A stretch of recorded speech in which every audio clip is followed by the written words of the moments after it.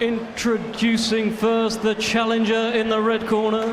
He has a record of 17 wins with only 1 defeat and 1 draw, with 7 wins coming by way of knockout. At yesterday's weigh-in, he scaled 9 stone exactly, and tonight he wears the black shorts. Ladies and gentlemen, introducing from Birmingham,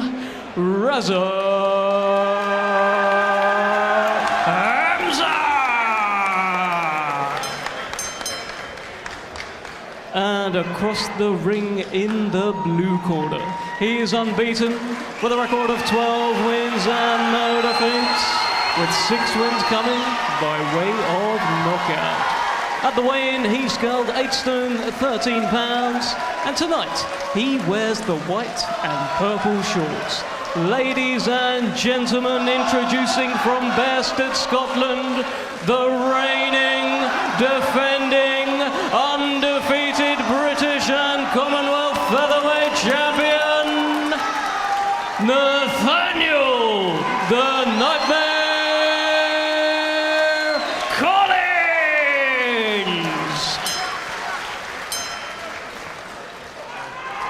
You both know the rules. We've been through the instructions in the dressing rooms. Remember to obey my commands at all times. Above all, protect yourselves at all times.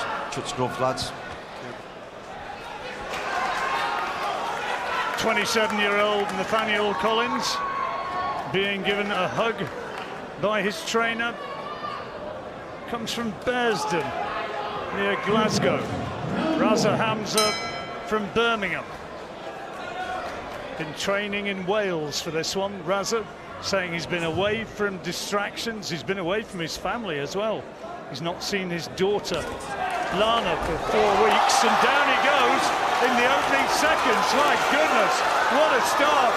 And the referee's looking, it could be all over right here. First punch of the fight, and it is. It's finished.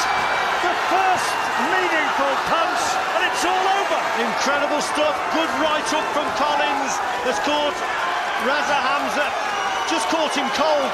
It was a terrific shot, well-timed. And Nathaniel Collins has produced a cracking punch indeed. A lot of power on it. It was a definite right hook around the guard of Raza Hamza. Like I said, just caught him cold and he couldn't recover. So what a performance that is from Collins.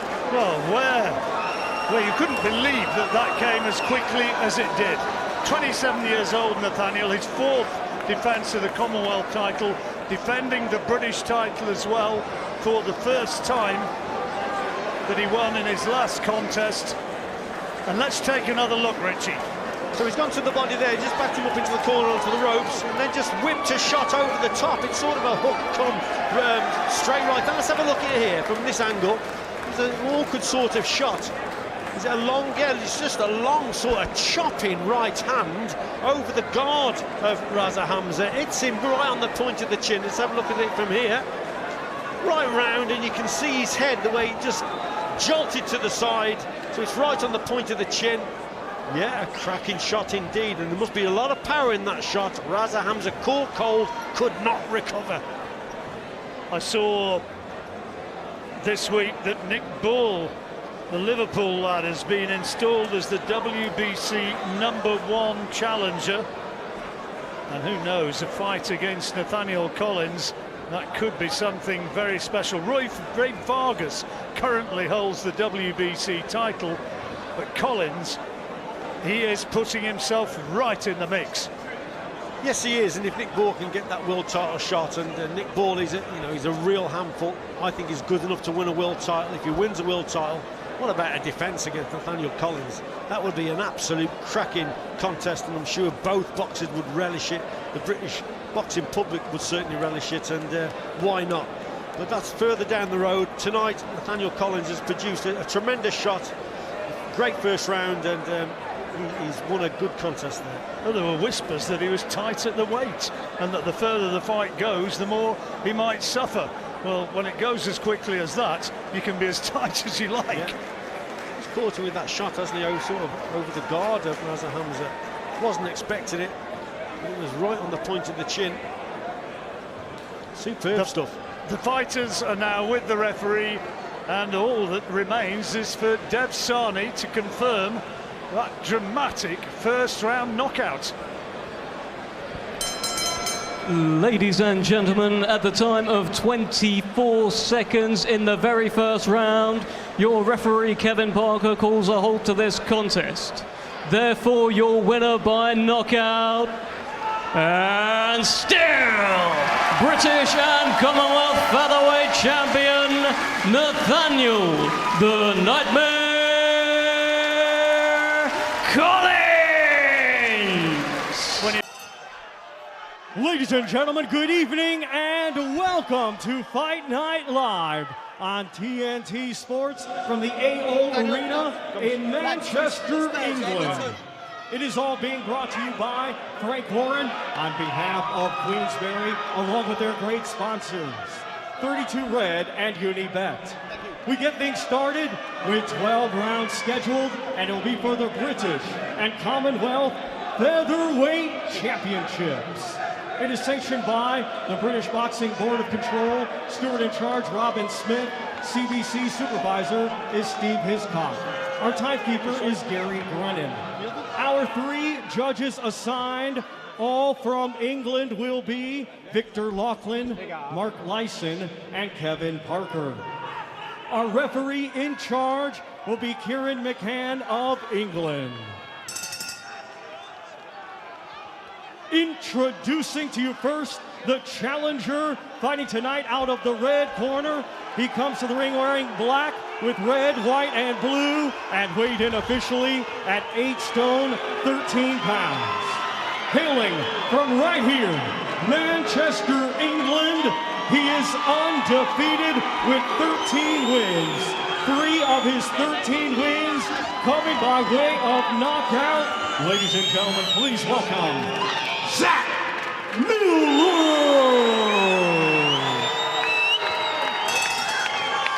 And his opponent across the ring, he is the defending champion, fighting tonight out of the blue corner. He comes to the ring wearing gray with red and weighed in the same as his opponent, 8 stone, 13 pounds.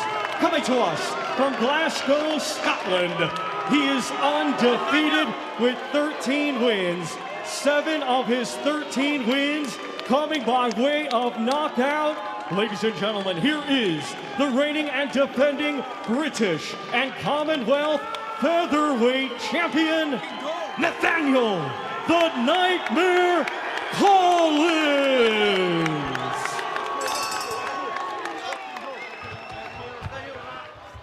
Right, gents, you both had your instructions in the dressing room. You know what I expect. Keep the fight clean, obey my commands, and most importantly, protect yourself at all times. Shake hands. Well, Zach Miller had some noisy support of the weigh-in yesterday, and I can report they're here inside the arena here in Manchester tonight.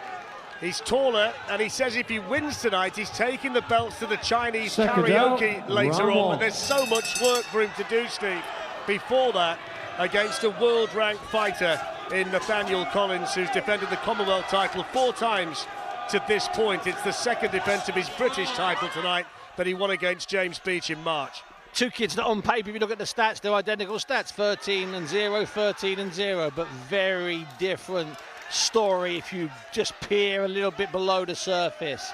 His experience, Collins, is far superior to Miller's. That might be Miller's Achilles tonight, Fletch. Both of them in there in black and red, and the trunks that have got more red on them belonging to the champion Nathaniel Collins from Bearsden in Scotland. He's only had a 10-minute drive or so to get here tonight. Zach Miller, but stepping up in class, stepping up in quality of opposition against a man in there in Collins who we know can throw with power. What Collins is doing, Fletch, is he's fighting like a banger. I know he's stopped or dropped 5 of his last 6, and that's how he's fighting. He's looking like a man that's just got to find an opening, just got to find a gap.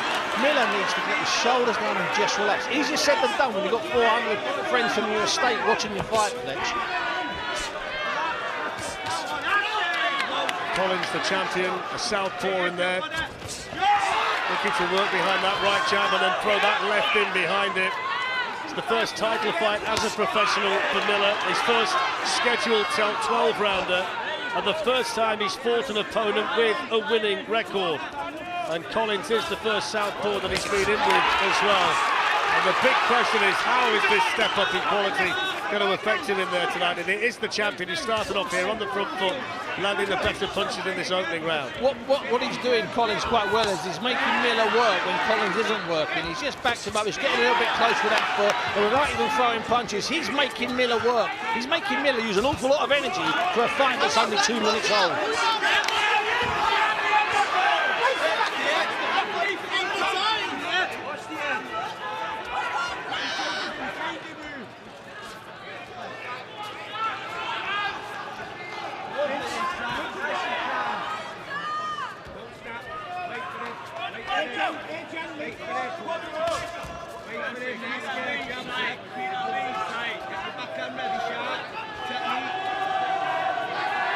Both men in there, just having a look at each other, as you might expect in this first round. The British and Commonwealth featherweight titles on the line. Collins managing to land, but that little exchange there will just provide some encouragement to Miller. And that was smart thing, and it's the first time Miller's done that. He's let Collins miss with his left hand and countered smartly and moved. That's what he would do. He's a tiny little boxing vet, just needs to relax a little bit.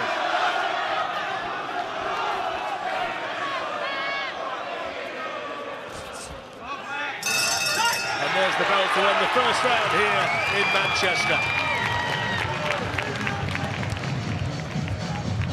Yes, Collins.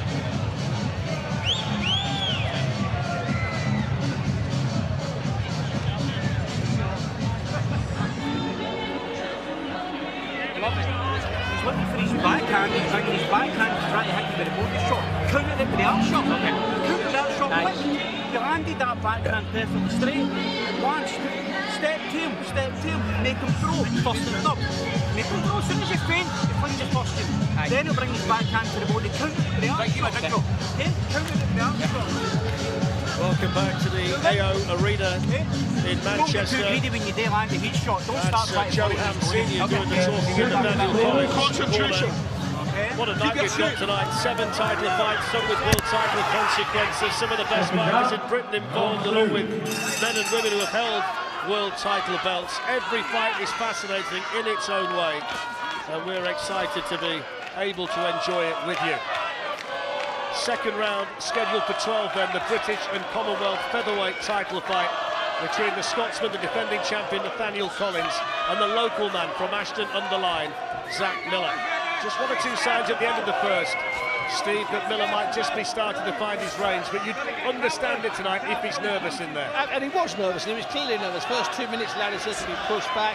He was maybe overcompensating. He needs to just relax. A 12-round fight. He's never been this distance before, and maybe he's going to go there for the first time. Like, yeah, it's nice and slow and nice and relaxed. He's already slowed down, picking his shots better than Collins. Talking about the power that Nathaniel Collins brings. He's stopped 5 of the last 6 men that he's been in there with, so that's bound to be in the back of Miller's mind.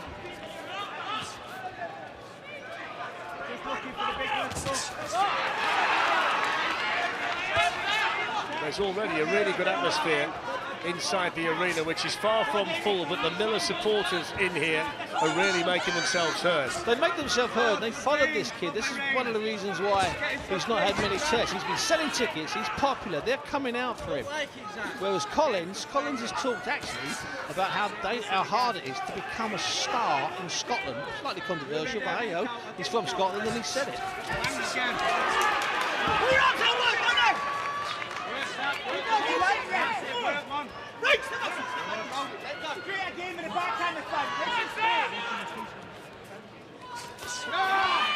Collins just falling short with that left hand and was countered quite well by Miller. I think Miller's moving well, Fletcher, really do. He's moving really well. Sure, he's under pressure, but he's not panicking. He's moving well. Just starting to find the range for the counter punches. The challenger Miller, who all week has been very, very confident, particularly yesterday at the weigh-in. He seemed to relish the atmosphere, supporters with him in the room making themselves heard, and he seemed to be taking everything in stride. He's just starting to find his range a little bit here. Collins, though, we know, is a very, very dangerous customer. And he's got that experience. So they both got 13 fights. That's where the similarities in their careers finish.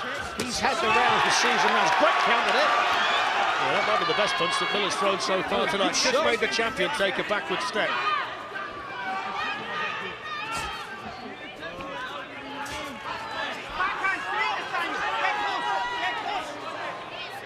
What's happening is their two front feet are clashing a little bit. That's causing a few problems. It's the first southpaw that Miller's fought, so he's not used to it. Collins is.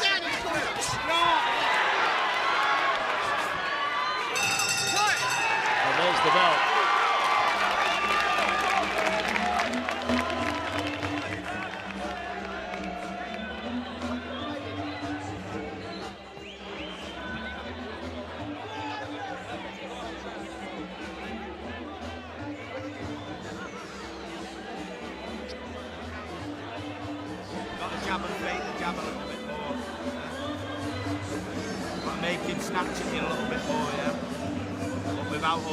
Yeah, the other way round this time. 10-9 the other way. 10 to Miller, 9 to... When you lead and keep shape a little bit more, sometimes you square it up. Steve, let's have a look at this little counter punch that Zach Miller landed in the second round. We know he's a good starter anyway, so it was a shot, but he's actually got his foot, like I'd said. There's a southpaw clash of feet. Collins gets it every fight, because he fights orthodox fighters most of the time. Miller's never fought a southpaw, so their feet are clashing. Collins is a man on an upward trajectory, unbeaten. His 7th title fight tonight. He's stopped 5 of the last 6 that he's been in with. It's taken him to number 6 in the WBC Featherweight rankings. And the men ranked 1 and 2. Nick Ball and Isaac Dogbe go head-to-head later on in the joint main event tonight. So it's a fascinating night really in this division. 3rd round scheduled for 12. I think you'd say at this point that Collins, the champion, hasn't really been able to take control of things completely in there. Absolutely, I thought he won the first and I thought he lost the second. Not a lot in either of those 2 rounds, so it could be 2-0 either way. I think Miller's just growing in confidence slightly, but saying that, so's Collins. He's getting a bit closer for it. Yeah, one thing that's worth mentioning as well, though, every success that Miller had is cheered to the rafters in here by his supporters. That's an outrageous claim by you there.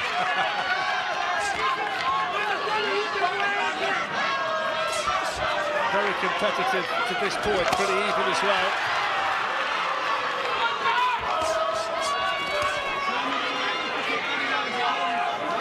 Has been pretty good to this point, Steve, staying out of Collins' range. Yeah, and so perhaps that's just something he's going to have to change. He might just get picked off because he is throwing bigger shots, clearer shots, and the judges do like to forget Miller's scheming horde. And I think Miller will at some point get a bit closer. That's when he'll be in the firing zone.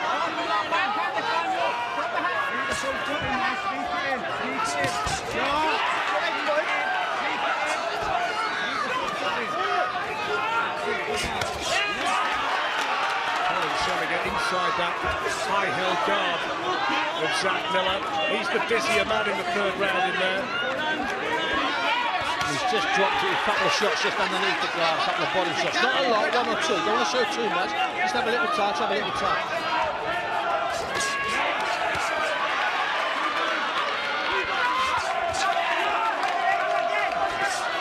is the man in there at the moment who's throwing the higher volley of punches.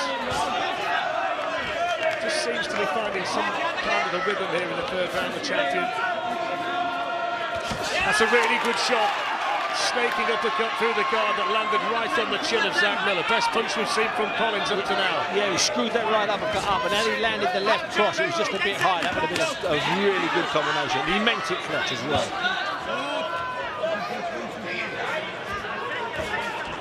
Final 20 seconds of the 3rd round. This has been the best round for Collins to this point. He was just caught there by a left on the way out, though, from Miller.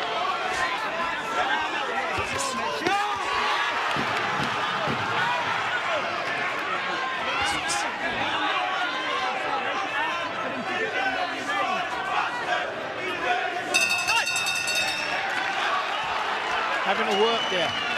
Miller's having to work there, but he is landing, he is connected, and he's letting his own body shots go. I think in the corner there, Joe Han will be talking to Collins, telling him just calm down. It's the screw shot, let's have a look. Good shot, and the fodder left just bounces off the shoulder. If the left comes crunching down, who knows? That's a good combination, Fletch. Measured it, didn't he? And then landed it very, very cleanly, Nathaniel Collins. I always like it when I see good shots that are intended, not good shots that land accidentally through a swing or as someone falls over and overcommits. I like shots that are absolutely intended and are meant, and that's what we saw there. That's a really good shot. They won't get him shy going. Steve Mayland is the chief second in Zach Miller's corner. Terry Flanagan, the former WBO World Lightweight Champion, is in there too. He's going to be handling the cuts.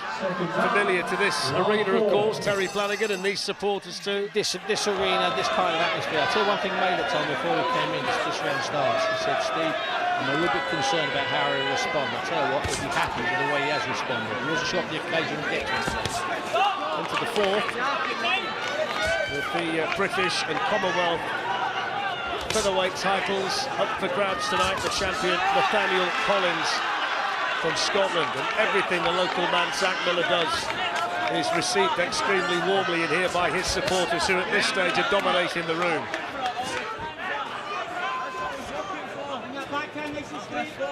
I'm wondering if Collins might get a little bit closer this round. He had a good third round, as you say. I wonder if we get a bit closer. Really good left hand that forced the spray off the head of Miller. Just starting to land more significant shots towards the end of the third round, and here at the start of the fourth, just starting to find his range and find his power. It's another little problem here that Miller's got to solve in there, but that was a nice counter left as Collins came in. Miller's not been at all bothered by it. You know, he's stuck to a game plan. He's not panicked. He's been putting a lot of pressure with it without being hit a lot. He's been put under pressure.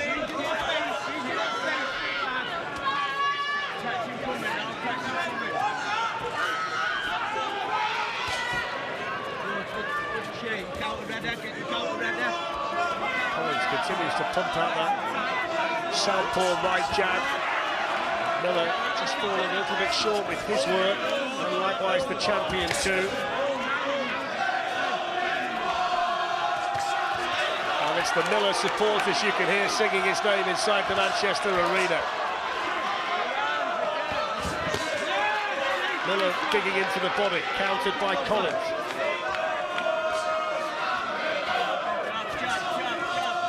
Can be outworked, Collins. You know, you can hit him with 3 or 4 jabs. He is waiting a long time between his own shots. Who knows? Into the final minute then of the fourth round.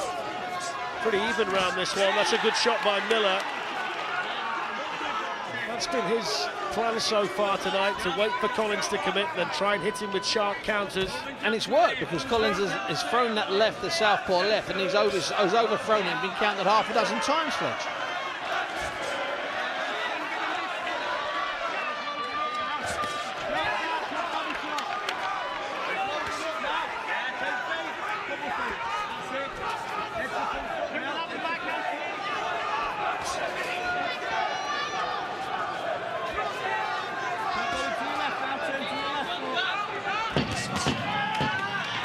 Landing with a two-punch combination towards the end of this fourth round.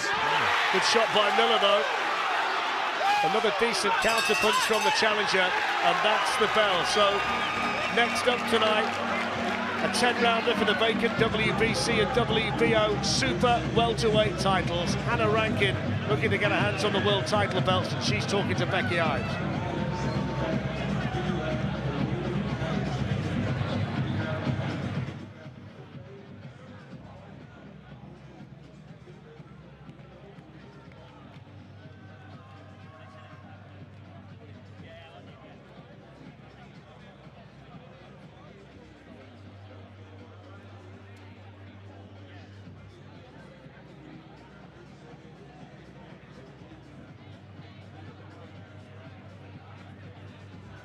So Hannah Rankin comes next, vacant WBC and WBO Super Welterweight titles up against the Slovenian Emma Kozin, and we'll be joined by the unbeaten featherweight Raven Chapman here on commentary for that one, and everybody's looking forward to that one tonight, Steve. What an opportunity for Hannah Rankin. It's a hard fight, and Rankin's got one of the rarest things in women's boxing. She's lost a few fights, but she still fights for titles. She's getting better with age, Hannah Rankin.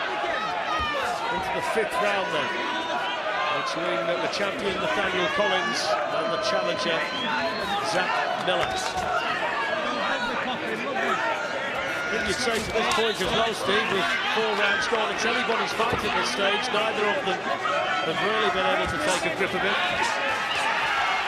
I've got it 2-2 because I never ever score drawn rounds. I've got it 2-2, but you know what? You could have it 4-0, you could have it 3-1. I'm not bothered. Good work from Collins. A little bit off balance as he came in there, Miller.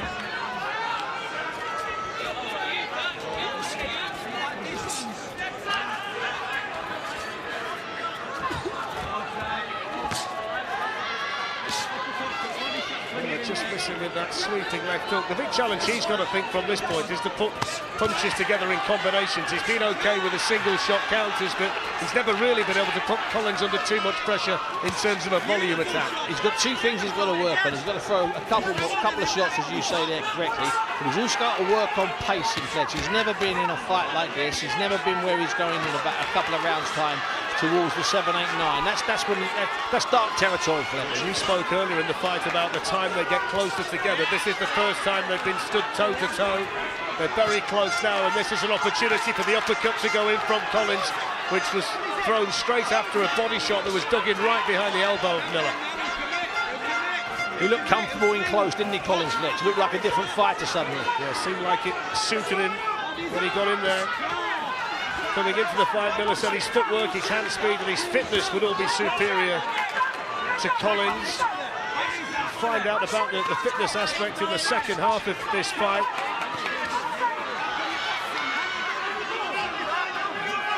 He's just slowly, he is slowly getting marked up a little bit, Fletch, there. Just on the left eye, you can just see they've been working on it for a couple of rounds, Miller. He's also starting to move quite a lot and a bit erratically. Yeah, this is the first real sign of danger, concern in there for Miller. Collins, as close as he's been, he's able to stand there and pick his shots at the moment. Seems very, very comfortable working on the inside. This is the kind of fight that suits the champion. He's got closer and closer. He's stalked him. Now he looks dangerous, Collins. It's really dangerous. Looks like it's Collins' fight when they get close like this. Miller's got to solve the riddle. He's got to get the distance back again. Managed to sneak a decent left hand in, though, as Collins came in. There's a bit of blood around the face of Miller. That's probably the best round of the fight so far for the champion, Nathaniel Collins.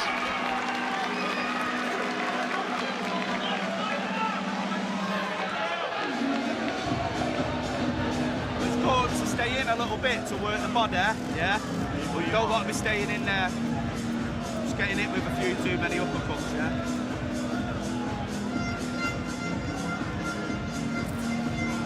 Too much now. What? What? Too much? Yeah, it's alright, mate. Might be down with that, but he's having a fucking a massive push there, mate. Yeah? Back to the boxing now again, yeah? Bad on him, Ted. Give me an iron, what? Welcome back to Manchester as we look at some of the work here in the previous round. That's a really nice body shot that he followed up with a really sharp uppercut, Collins. He was starting to put his punches together in that round. That was the start of the round, Fletch, and he looked comfortable close. Those shots, they were on the borderline, bringing them up the middle on the outside, looked comfortable. Yeah, there's quite a bit of damage to the nose of Zach Miller. That's what they were working on in the corner between rounds. And Steve Bailiff was also saying to him, listen, you cannot stay in there that close for that long. You've got to get the distance back again, and that's wise words from the trainer. It is what they are, wise words, but easier said than done, because he's good at trapping you. He's good at getting his right leg outside your leg, Collins. You can't move the track. He can do what he likes. Collins getting close again here at the start of the 6th round. He's finding it difficult to escape at the moment, Miller. The pressure continues to mount from the champion, and these are hurtful punches going in. Damage starting to get worse around the face of the challenger, and this is a Collins fight at the moment. This is how he wants it to go. It's a Collins fight, and he's enjoying it. And I've just realised, Fletch, here we are going into the 6th round. He hasn't got a mark on his face, Collins. He's got a mark on his face. He's marking up quite a bit, Miller.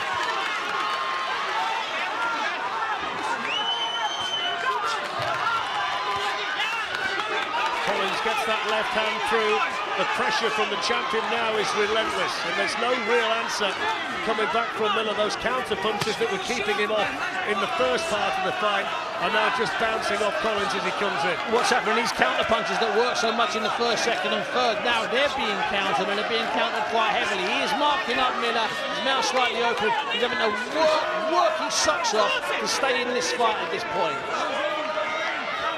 Collins won the Commonwealth title in only his 8th fight. He's been the champion since the summer of 2021. To emphasise the different circles the two men have mixed in, Miller's last 2 fights was a 6-rounder in Bolton and a 4-rounder in Liverpool. And he actually said in the build-up when the fight was made, I thought I'd be fighting some crank off the estate when Steve Baylett called him. He thought it was a wind-up, and here he is against a man who feels like he can go a long way in this division in Nathaniel Collins. So we know Miller's prepared. We know that Steve Baylett's a good guy. He's a world champion in Terry Flanagan, but there's just a bit of grade and a bit of quality coming out here. Just a bit of grading. The 6th round has followed the pattern of the 5th. Collins landing most of the shots and applying all of the pressure. This is a really big test from this point, you feel, for Zach Miller. Yeah, this is when he's going to have to prove what he can do. We know we're finding out he's brave. We know he can move. But being brave and being able to move sometimes not enough when a champion's on a roll like Collins is on. The blood continues to pour from the nose of Miller inside the final 30 seconds. That got a big cheer from his supporters, that right hand that he was able to land. They're still right behind him in here, and he needs them at this point in the fight. But he's still in the fight. He's losing, but he's still in the fight. Not sure whether that was a smile or a grimace towards his corner.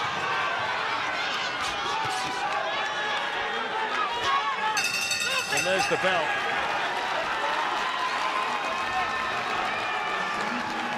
Well, he still looks like he's enjoying it, but they've got to patch him up in there. They've got to do a bit of work in there. Let's have a listen in. When you're at that range, innit? So when your straight shots are going in, yeah, we can't let him get to uppercut range, yeah, because he's throwing the uppercut. Yes, no. Yeah? Right, relax a minute, give him a bit of space, man. Yeah. Got to try and keep at that range now. When his hands are up, it's easier to whip with a jab. Yeah.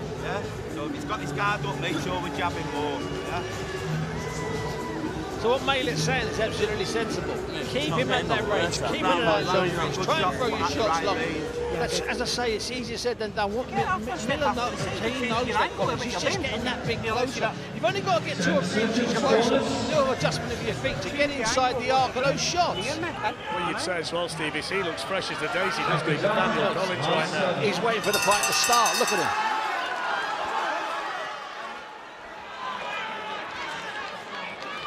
So into the 7th round, this one with the British and Commonwealth Featherweight titles. I presume on your cards you've just got Collins now starting to get a bit of daylight between them, and he started this round well, Steve, backing Miller to the ropes immediately. Yeah, he's pulled away in the last 2 rounds. It isn't just that he's won them by a point, he's dominated them. There's a big difference.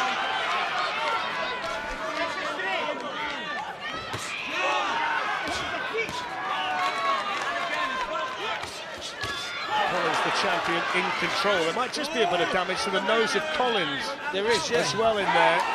That might just spur Miller on. He'll take anything right now.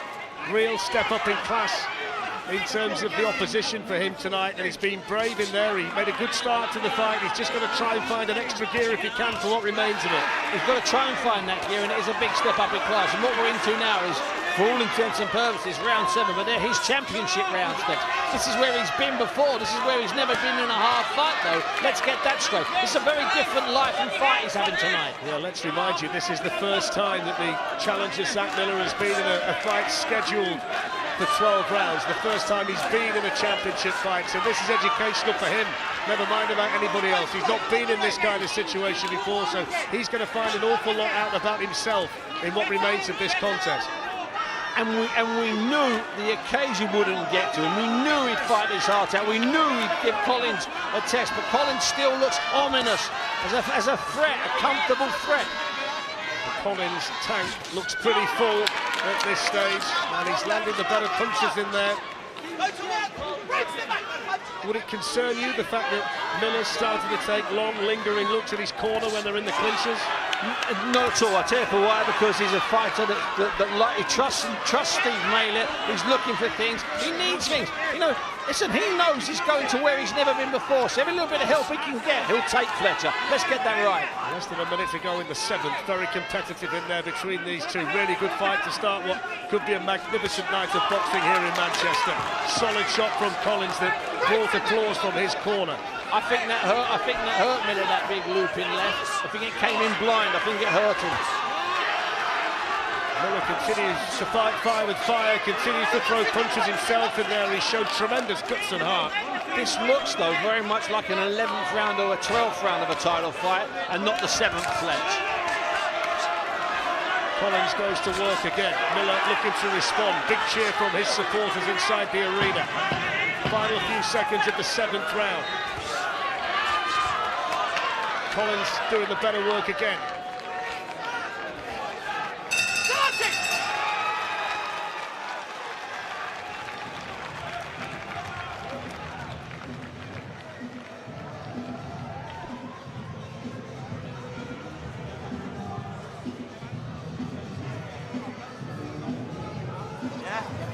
Early on he was making you miss with his feet, yeah. His legs are getting tired, so he's not stepping back as well. You need a bit more with your 1-2s now.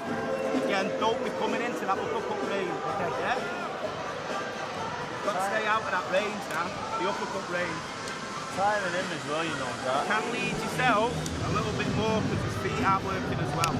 You can't just do it. Welcome back to Manchester. Let's have a look at some of the work in the previous round, the 7th.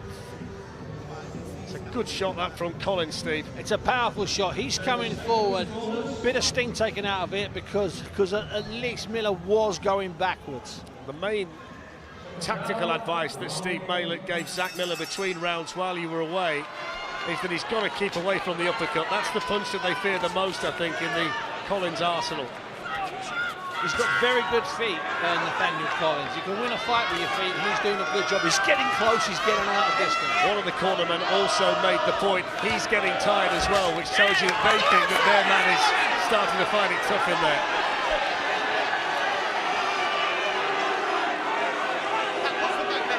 Give him the talking to. Listen to me. It was the back of the head. I don't want to keep warming you up.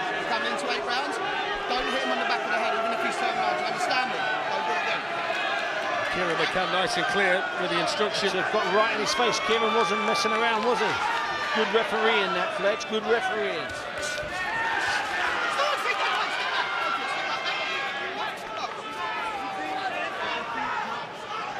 8th round. Steve's card's got Nathaniel Collins ahead. The challenge for Zach Miller here is how much has he got left? How much can he find? What can he do in what remains of this fight to turn it back in his favour? He's still in there and he's still full of ambition. He's still full of ambition and he's still in the fight, but he doesn't know what he's got left for the remaining 4.5, 5 rounds. He doesn't know, Fletch. There was that uppercut again, just a short, sharp shot that comes in from Collins. And he seems to catch Miller with it every time he throws it. You can see why they're concerned about it in his corner. He does, but he's doing a good job, a better job in this round, Miller, creating that bit of space so that it means Collins has got to go to. That's when you get caught with a counter, when you take that jump. Nice combination there from Miller, who threw it, then got out of range and did exactly what the corner had been trying to tell him. It's a good long left hand, though, that finds the target from Collins.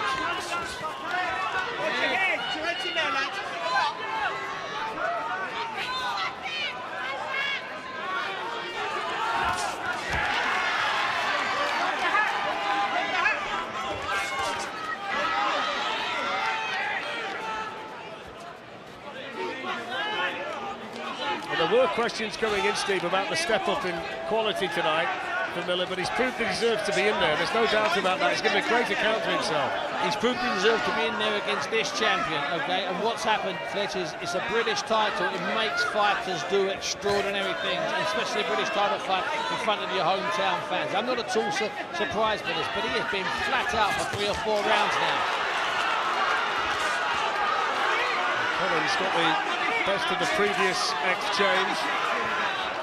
I think that's been the big difference, hasn't it?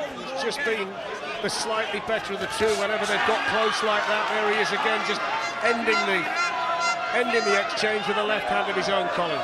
Yeah, his eye is absolutely in, Collins. He's still picking away. He's landing heavy shots when he needs to. He's mixing it body to head. He's fighting like the champion he is, Flex. Forget the fact they've had 13 fights each. He's that much more seasoned. His demeanour's never changed all fight, has he? He's been cool, calm and collected in there. He's been in control of most things.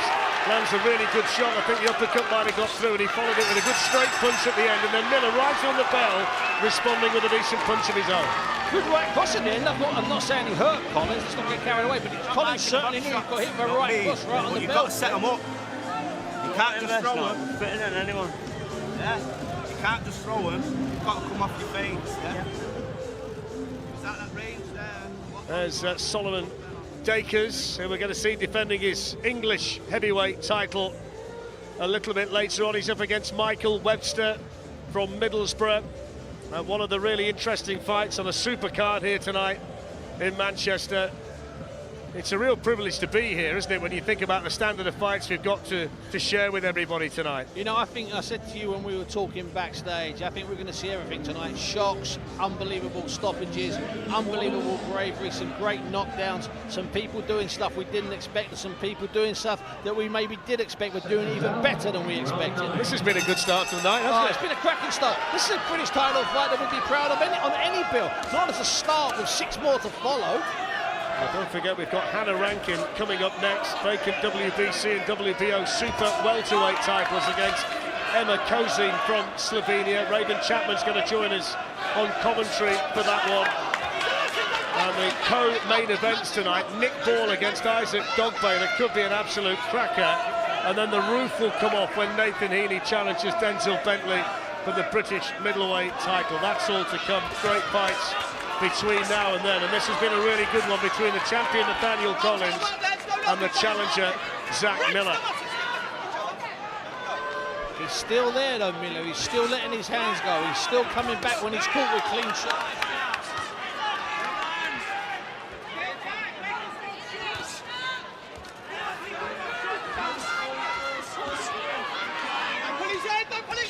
Collins, the 10th Scotsman to win the British featherweight title, the first since John Simpson in 2011. Scott Harrison won a world title twice. He held the WBO version. He's the latest in the line of men from north of the border to hold this belt, and he's defending it with pride in there tonight against the local man from Ashton Underline. Good work by Miller. When the distance gets a bit wider, when the gap gets a bit wider, he has more success. When he's got Collins literally standing on his toes, he's got a problem. Yeah, well, as soon as Collins can get close and bring the shots up and bring the shots around the side, he dominates. He creates a bit of space. Miller can hit him, but again, Fletch, as you said about round 4, Miller's got to put 2 shots to get him from distance, not 1 shot to get him from distance. Great body shot dug in there by Collins, just around the elbow.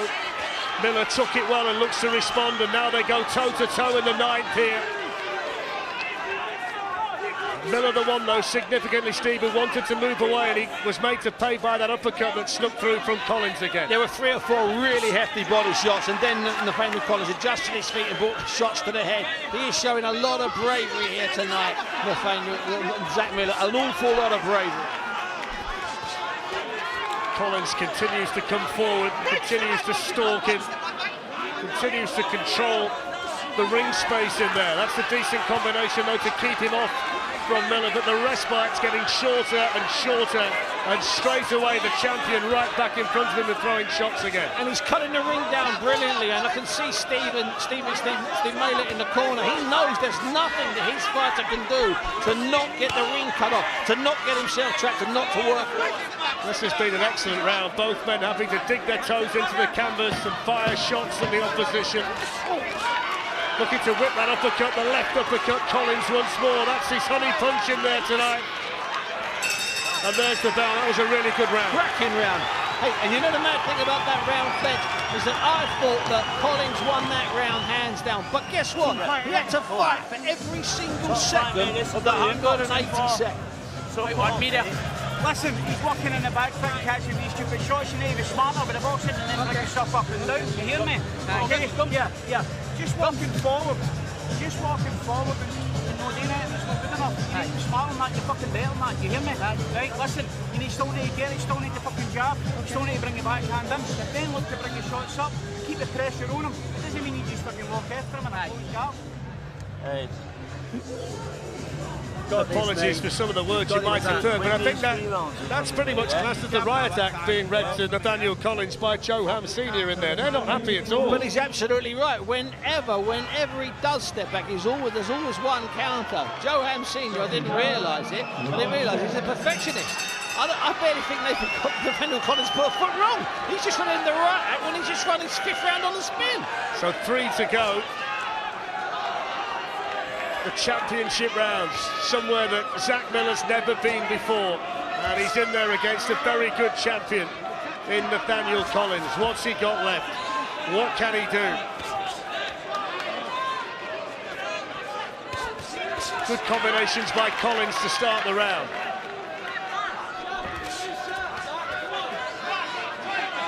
Really accurate work at the start of the 10th here from the champion Collins. Popping out that southpaw right jab.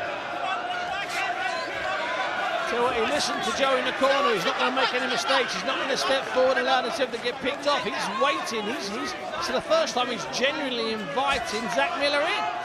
Tell you what, Buncey, if the rest of the night carries on like this, we'll all be happy, won't we? Well, we will, but we'll be going home at 4 in the morning. That's the only problem. Good counter from Miller. That's what he did really well in the early part of the fight. Blood continues to flow from the nose of the challenger.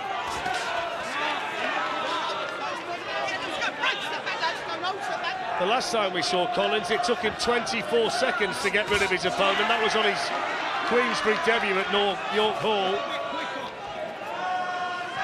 I think the feeling is that he hits slightly harder than his knockout percentage indicates, but Miller has taken everything well tonight. And that's what you do when you fight in front of your home fans for a British title.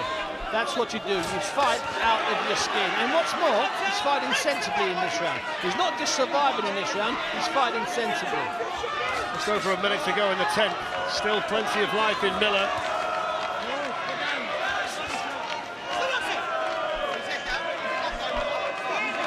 His face showing the scars of battle.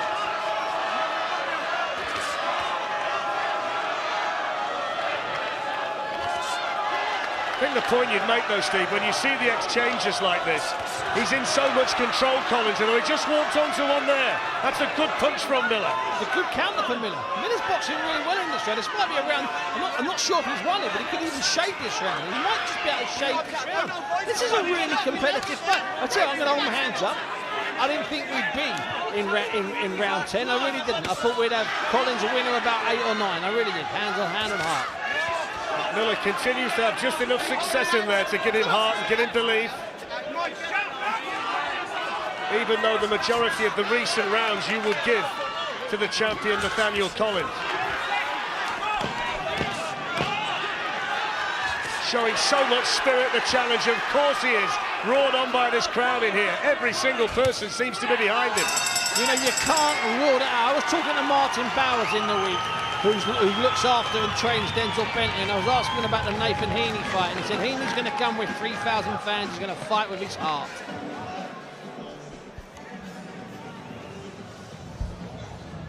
Well, there's Liam Davis, who's a man on a roll at the moment, and tonight he's going to defend his European and WBC international super bantamweight titles against a man from Italy, Vincenzo La Femina from Campania. And he was saying yesterday, he's always got that nice smile on his face, he was saying in the build-up to the fight that he wants to get it over and done with nice and quick. And I mean, you wonder what 2024 might look like for Liam Davis, the role he's on.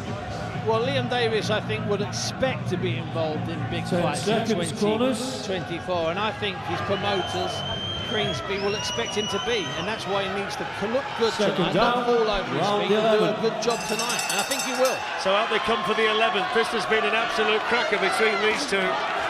Nathaniel Collins of Scotland, the local man Zach Miller, and they've been pretty much toe-to-toe for the last 3 or 4 rounds now. This one's been excellent. You know what, Flex? There might be people, and I don't just mean Jack Miller's fans. There might be people that think this is a lot closer because a lot of the rounds have been close. I've just given them to the champion. I've just shaded the champion on each of those rounds. I would agree with you. I just think in the rounds that have been close, just the better work, the better qualities come from Collins. But there's been no lack of heart or desire or punches thrown by the challenger. Not at all. If he had any bad rounds, it was, I think, about round 5 or 6 when it looked like Collins was moving into a bit of control. It looked like Miller might be struggling, but he's come back, he's rallied. Good uppercut from Miller, really good from Collins rather, really good shot. Pierced the guard of Miller and jolted his head back.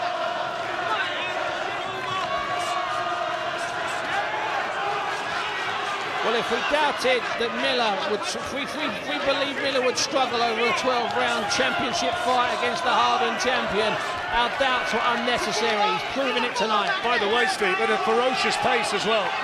From the very first bell, this has been a fast fight. I said after 3 rounds, this looks like round 11. And here we are in round 11. Good body shot from Miller. Collins trying to land the uppercut. Now he finds himself on the ropes. Now Miller towards his own corner. He's so tired in there though, Steve. Both men are. Both men are. That's the first time. That's the first time that Collins has found himself trapped on the ropes. Not by design, but because he's been forced back and he's taken shots. Still looks in control, but he was forced back then.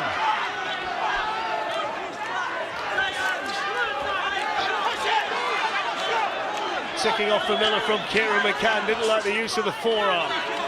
Final minute of the 11th. This has been a decent round for Miller.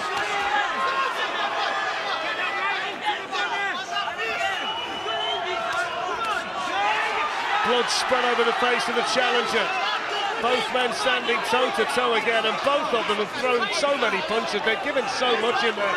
There's no surprise they're shattered, the pair of them. Tremendous conditioning for both of them. Both tremendous conditioning, both fighting their hearts out, and both landing big shots. Look at them going at it, toe-to-toe. Miller started it, Collins looking to finish it, then both of them fall into each other's arms. Some of the shots there were phenomenal. I thought Miller, I'm not saying he hurt Collins, but he pushed him back. He's pushed him back throughout this round. Final 10 seconds of the 11th. Miller took those two on the gloves. Both of them will be happy for the minute's rest between rounds, I'm sure, because they gave everything in that round. Brilliant round. Look at him there, Miller calling his fans, come on, saying to his fans, there's only 400 of them in here. It's early doors yet, the rest of the fans are coming in. The people that came in at 6 o'clock have been treated to a classic. Yeah, do not let him push back. You hear me?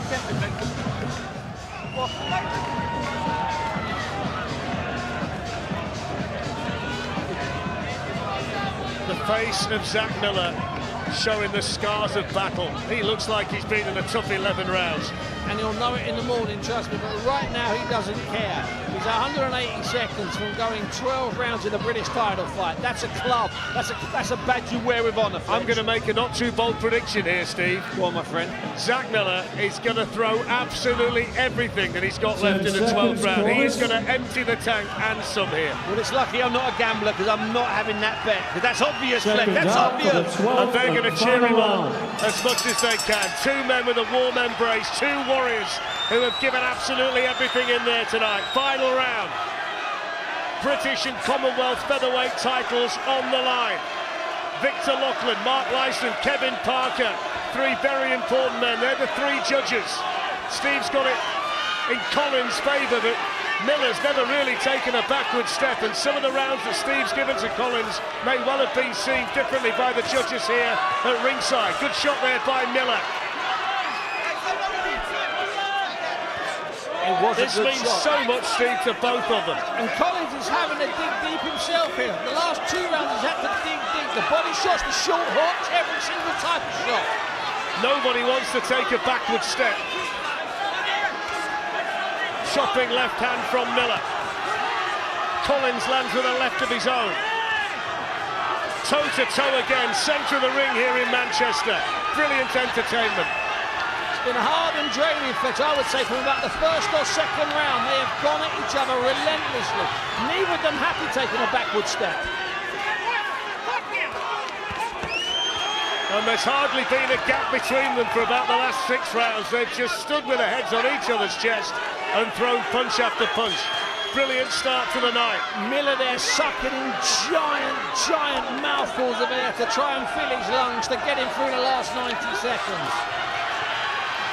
Both of them landing decent shots in there, but they just bounce off each other.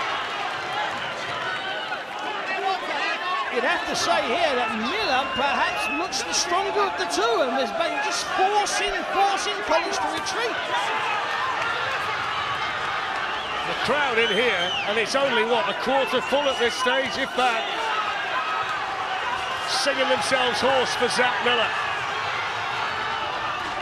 Minutes to go. Miller landing really good shots in there, smiling, look at his face, he's loving the night, Steve. And Collins holding. What we've got here, Fletch, is a small hall classic in a giant arena. Absolutely tremendous fight.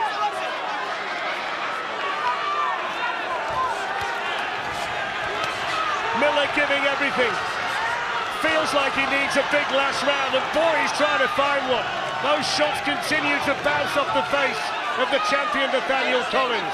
30 seconds to go. It's remarkable that either of them have got anything left to fight at this pace at this stage.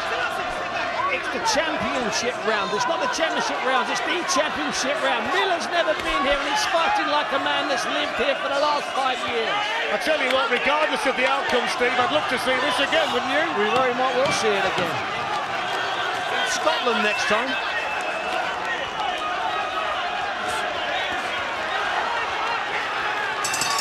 The final bell, and both of them embrace. Steve Bunce applauds. What a fantastic display by the pair of them. What a way to start this magnificent 7 card. That was a great fight. And Miller is just delighted to get it up. Miller doesn't think he's won.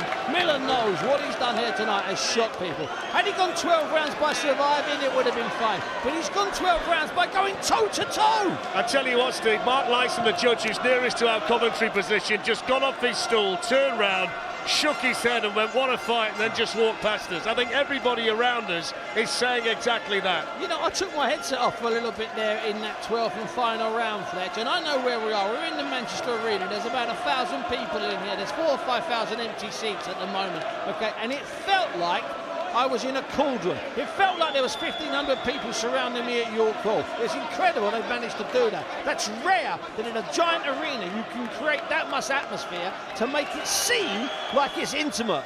Let's enjoy some of the action in the final round, because it was brilliant. Some of the action in that last round, when I thought Miller pushed Collins back, you know, we use that expression toe-to-toe. We throw that around casually. They did go toe-to-toe. They went toe-to-toe. They went glove-to-glove. They went head-to-head. They went shoulder-to-shoulder. Kieran McCann did a great job. Just 2 warnings throughout the fight. They used a lot of stuff that was borderline. And as you that grin and smile, you love that grin and smile, don't you? That made the fight for me. Face. That made the night for me. We're only in the first round. I mean, nobody's enjoyed his night quite like Zach Miller has. I don't know how you can put yourself through that and enjoy it to that extent. You know the crazy thing, if that had been the last fight of 8 or 9 fights, which would have been a normal thing, we'd be going off into the dark, happy as you can possibly be after a night of boxing. It's not. It's the first fight. Not even 7 p.m. yet. Start, Fletch. What a start. And so we wait. I think we're ready to get the decision. The important man to tell us who's won it is Thomas Treiber.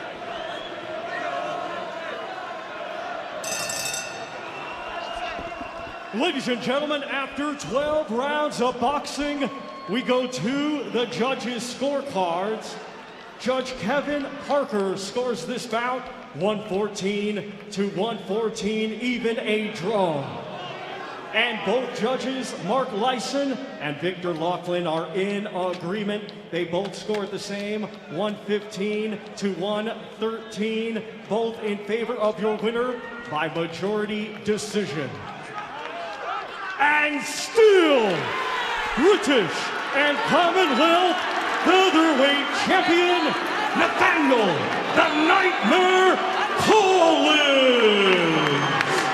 Nathaniel Collins. Introducing first the challenger, In the blue corner, he is unbeaten with a record of 14 wins and no defeats, with 7 big wins coming by way of knockout. At the weigh-in, he scaled 8 stone, 13 pounds, and tonight he wears the white shorts. Ladies and gentlemen, presenting from Bearsden, Scotland, the reigning British and Commonwealth Featherweight Champion, introducing Nathaniel the Nightmare Collins!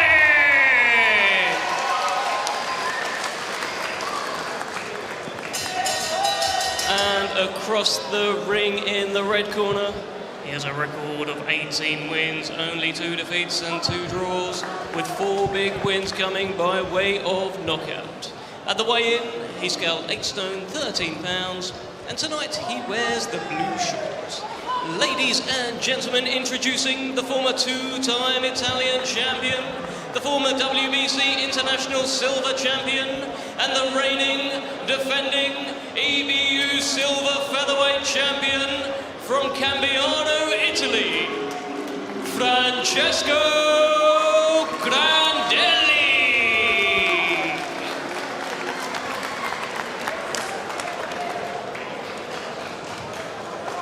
Okay, gentlemen, I want a good clean fight. Follow the rules, obey my comments. This is the belt line, this is the belt line. No punches below this line. May the best man win. Shake hands, good luck.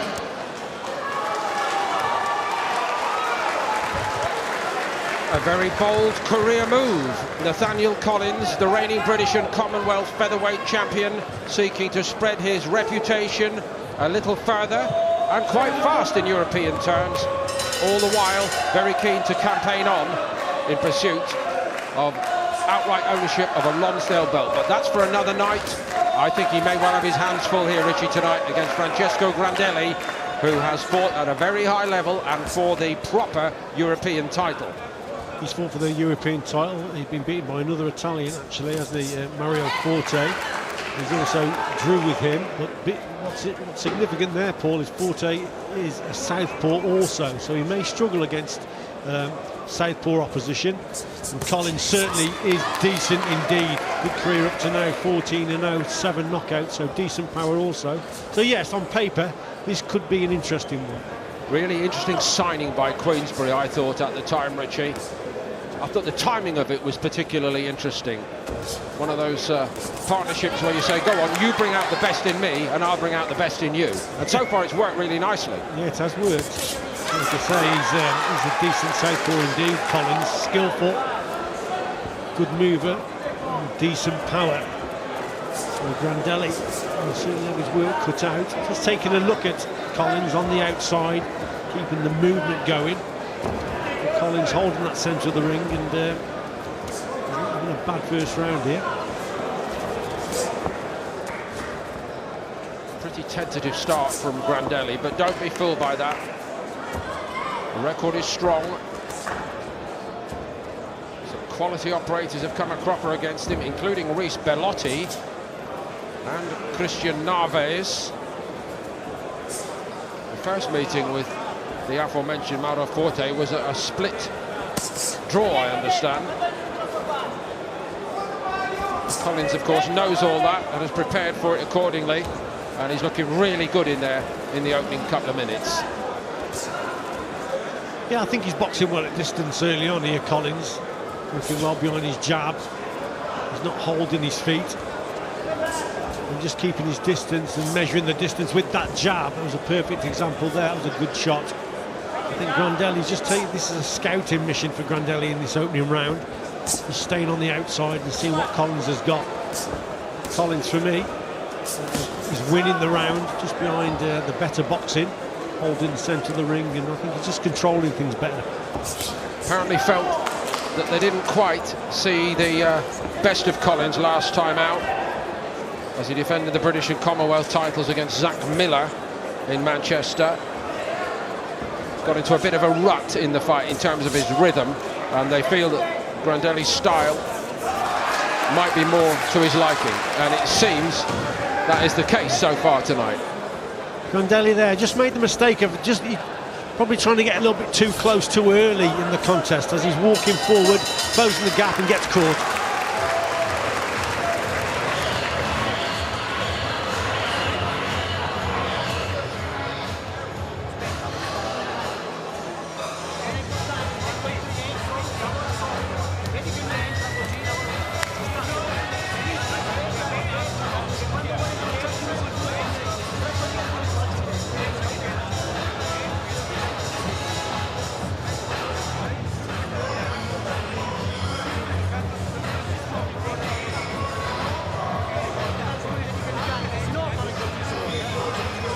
Oh, it's really bubbling along really well here tonight. Welcome back, everybody, to the Yorkshire Bethnal Green. Nathaniel Collins put the first round in the bank, 12-rounder. Joe Ham, who's been with him, man and boy, on this big night. Just setting the task for the second round and indeed the road ahead, which could yet be a long one against Francesco Gandelli, a very capable operator from Italy. He has started orthodox style here tonight against the southpaw.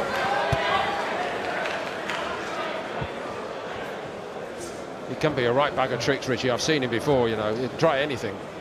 Well, his movement is quite good at the moment, Paul, on the outside, but he's not delivering any good shots. So he's trying to stay elusive on the outside, but he's not actually coming back with anything himself to trouble Collins. I think Collins taking the centre of the ring, working well behind his jab and just maintaining the gap. And he's sort of letting Gandelli just do this movement back and forward, but Collins, his straight shots are much better. He's accurate, and like I say, he took the first round. That's what Gandelli's got to do. He's got to concentrate on getting up close and maybe then bringing that right hand left hook into play. But at the moment, he's been outboxed on the outside. He has been outboxed. It's almost as though they've come here with a plan tonight to do something to confuse Collins a little bit, and Collins has seen it off and raised it. Well, good variation there from Collins as well, because he's working well with his jab, but a couple of good body shots went in there. There's that left hand again downstairs. So Gandelli's got the problem of work there to get away from the jab, but also then Collins switches downstairs with that left hand. As you say, Richie, if he's going to afford Collins the distance to work, he's going to have a hard night of it. That would appear to be the case.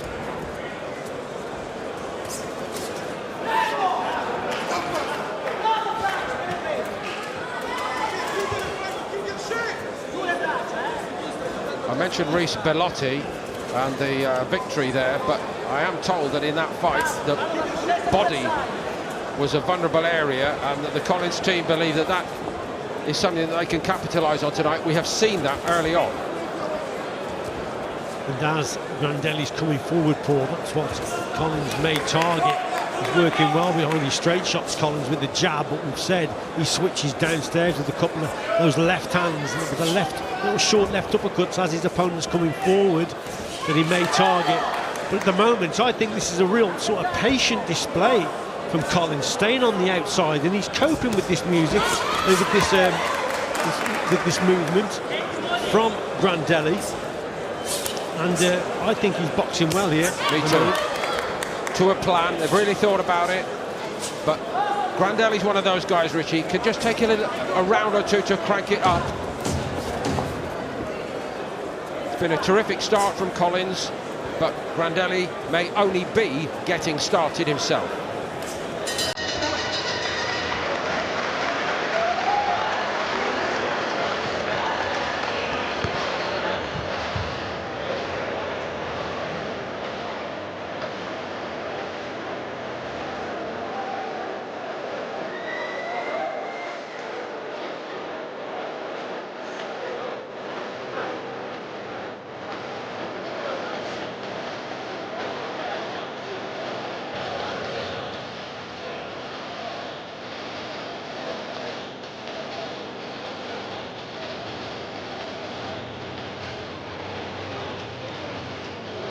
Welcome back, everybody. The big featherweight title fight here tonight at the Yorkshire Bethnal Green. 2 rounds into it. Terrific start for the home fighter and for the visiting fighter. It's been a test, but I've seen this guy rise to the test before.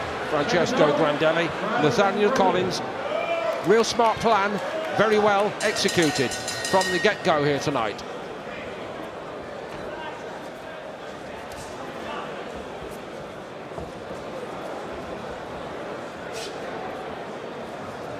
A bit more out and to the side here early in this third round, Grandelli, but Collins, Richie, the phrase you use, dead right, patience. If he stays patient, I think he can see most of the problems and a way to work his way through them.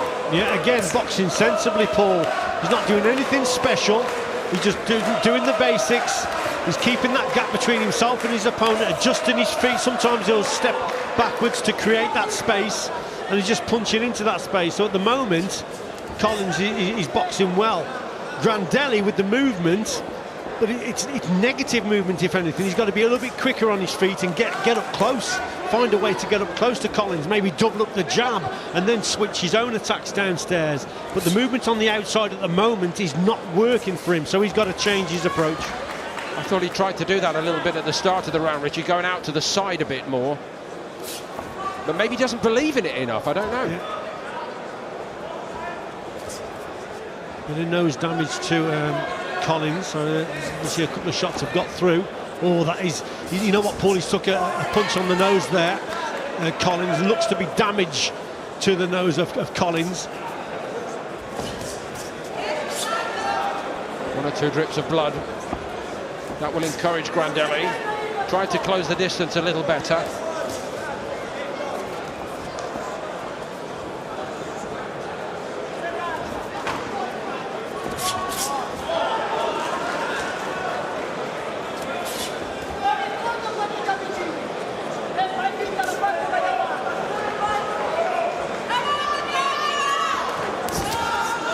The nose doesn't look very good, Richie. I know it's an occupational hazard. Yeah, he's took a shot on it, most certainly. There won't be a broken nose there for Collins. There's an old saying, Paul, you can't go into the rain and dodge all the spots. You know, he's winning this contest, but he's got caught with a good punch. He's not noted as a particularly big puncher, is Grandelli. He's only got to find the target and time it right, of course.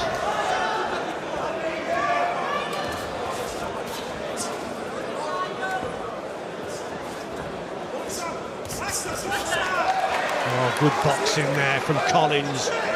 Anticipating the attack coming and just fought fire with fire there. He has retained his composure really exceptionally well. Now, of course, he should be. He's a championship fighter. He's a British and Commonwealth champion, but he's not used to being inconvenienced the way he was in this round. And he still has put it in the bank, I think. Most certainly, Paul. Allora, Franci, fai così, poi fai sto lavoro e rientri col gancio, ok? Un po' di vasellina, ragazzi. Right. We think we know what did the damage here, Richie. Yeah, it could have been an elbow here. Let's have a look. Yeah, that might have been an elbow that's caused the damage. It's obviously broken the nose there. There it is there. I should think it's broken, Paul. The way it's sort of crooked. It's gone crooked, hasn't it? So it's probably a broken nose. That's what you get in a fight, Paul, you know. That's the way it is. In the other corner, I know this will chime with you, Richie. Francesco Grandelli has his father, Antonelli. Of course, many will remember the very well-loved Len Woodall, who guided Richie through his career.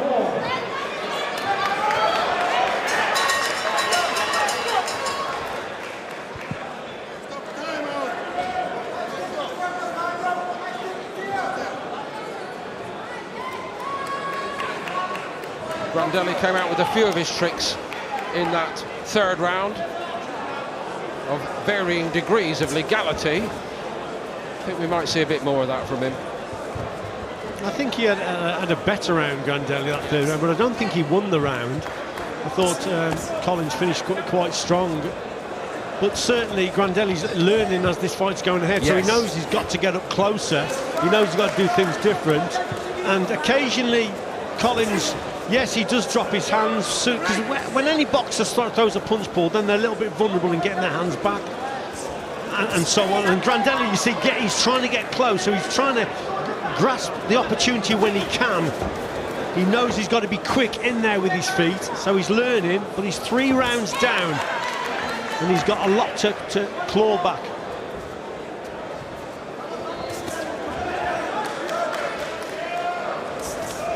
He's one of those guys, Rich, he just needs a round to get going, and this style is what I've seen with him before. The little darting movements, hand and feet. But by now, the pattern of the fight seems very well set, and Collins is comfortable, isn't he? Well, he's comfortable because his ring position is perfect as well. Centre of the ring, and he's keeping Grandelli on the outside for most part of this contest.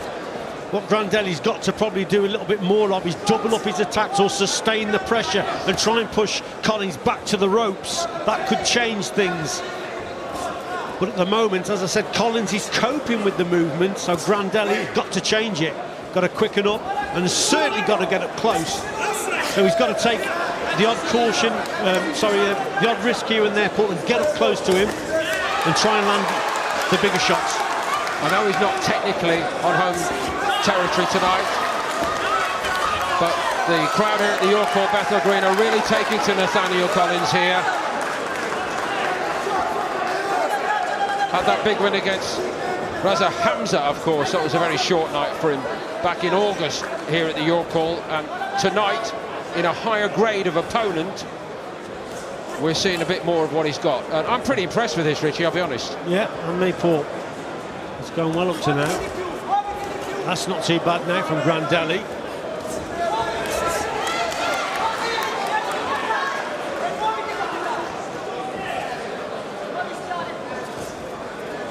Grandelli, for me, Paul, has got to sustain it a little bit more. He's just allowing Collins then to have a little bit of a breather, regroup, and then set again and wait for the next attack. So he's got to either double up them attacks, or he's got to sustain the pressure and put Collins under more pressure, Paul. So he's coping with the pace, Collins is.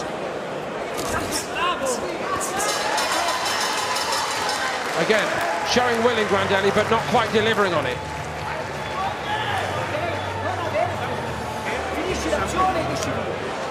E gioca di più queste gare, non fare il lavoro suo che sta.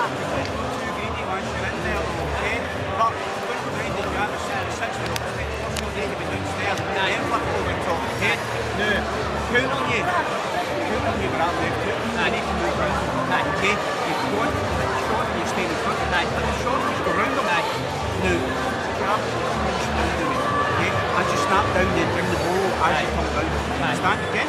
You all right? Good. They're brilliant. Yeah. Keep him behind the jab. Are you all right, says Joe? I'm fine, he says, Nathaniel Collins. Yeah, In absolutely. his best Glasgow. Here he is in the East End of London, and I think he's winning some admirers here tonight. He is indeed. Tough Scotsman, isn't he, Collins? He's boxing very well up to now. Apparently he used to get the odd look when he was walking through the Gorbals back and forth. From what he said he was residing in one of the poshest parts of Glasgow, and he went training in one of the toughest. He might get the odd look tomorrow morning if he starts walking through, Paul. Is that nose damage? I think if you live like that, you're quite self-confident anyway, aren't you? I think he will be.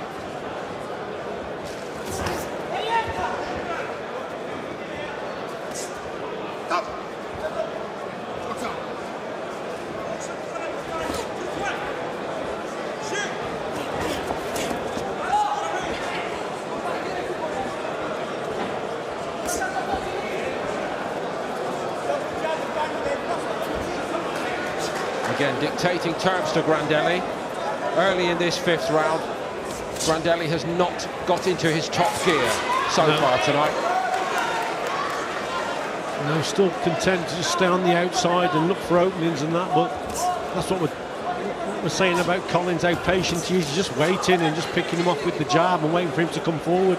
But Richie, one other element to this, and we were told that in the Bellotti fight in particular, Grandelli took very badly to the body work that Bellotti put upon him. I'm not seeing much of an attempt at all by Grandelli to do that to Collins. No, you're right, Paul, but Grandelli, for me, Paul, he's struggling to get close. You see, he's on the outside again, and he's looking for openings here and there. He's going left, he's going right, but Collins staying patient and just sticking out that jab, and if anything, Grandelli now is getting more and more frustrated because he knows it's slipping away.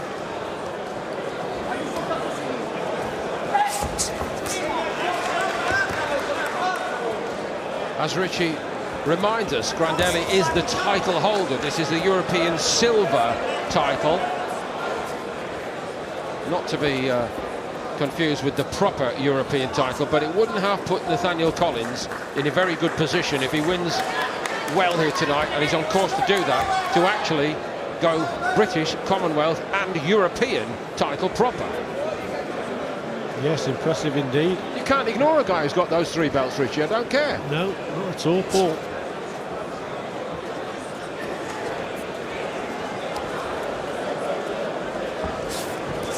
Again, too far out. There's no way you're going to land that left hook from that distance. You can see it coming a mile away. So again, just signs of frustration, just leaping in with that left hook. Grandelli, too far out. And again, I think Collins just controlling the pace, Paul. Yes. Controlling the pace. Oh, that was better for him. Once he gets close, Richie, it's taken an awfully long time, almost to the halfway point in the fight.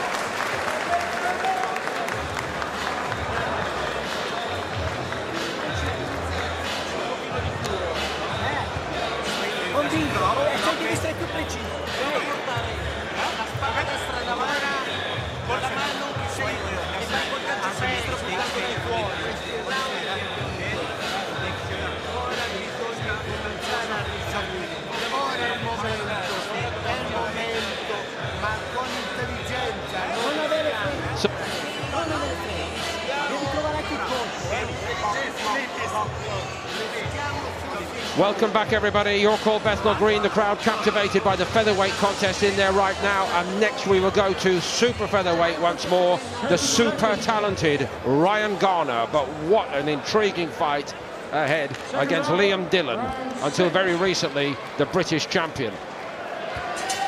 Great card again here on TNT Sports tonight.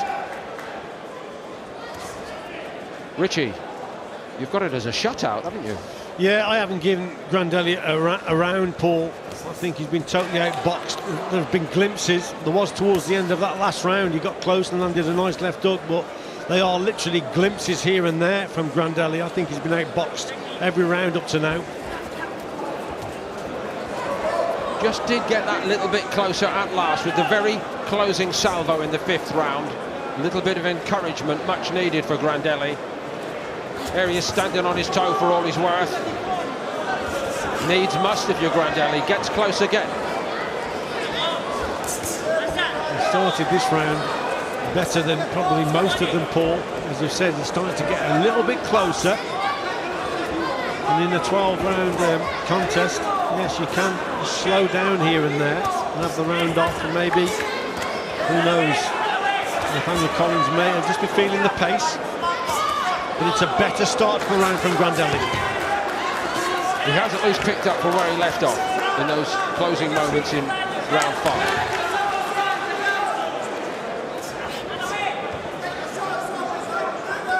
Well worth keeping an eye on the footwork here, Rich, because it looks like the penny has dropped, and again he does get close. Right, so what's happened here now, Paul, in this round? You see, Collins has started to trade a little bit more now, holding his feet, starting to trade. So that's allowed Grandelli more success. He's got an opponent who's not really moving or not keeping him on the end of those long straight shots. He's trading with him, and Grandelli's having a fair share of it as well. This is the type of contest that he wants. Absolutely, and very much what they've wanted to see from their man in that Grandelli corner, and now the Italians are getting quite excited. There's a shift in the plot here. Subtle for the moment. Collins is still the boss. But Grandelli's making him work. Yeah, because in this situation, Paul, it becomes very much a 50-50. When you're trading like that, you can take a shot, you can land a shot. And now he's having a little bit more success, and that's why they're encouraged in that Italian corner. Finding 1 or 2 to the body at long last, Grandelli. I think Collins caught the right hand fairly flush. I know he was leaning down, Richie, weight forward, it was all right, but there's a little bit of concern now in Collins' corner that Collins has let Grandelli into this by stealth. He wants it to be hard. He wants it like this, Grandelli. Collins was giving him a boxing lesson for 5.5 rounds. Yeah, exactly. Now it's a lot more even. This is what I thought we'd see from Grandelli from the off tonight, Richard. Well, that's probably what the contest that he wanted.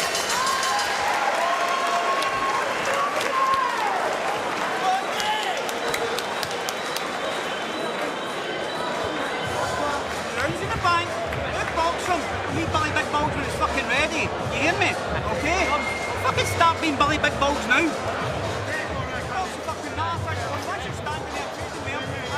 Here's Liam Dillon getting ready to go.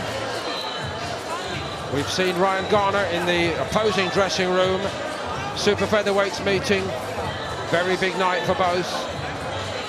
Dillon, local boy, who's come through the hard way. Admirable career progression all the way up to the British title, which he lost to the fighter we've been speaking about, Rhys Bellotti. You understand me? You're listening? Do it then. Okay, and an option off. A change in the tone in the corner.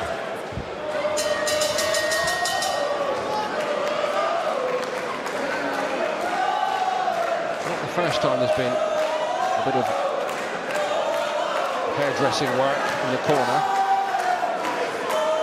What was interesting there, Paul, they're certainly not happy in Collins' corner. They know that their boxer has let the opponent into it in that round.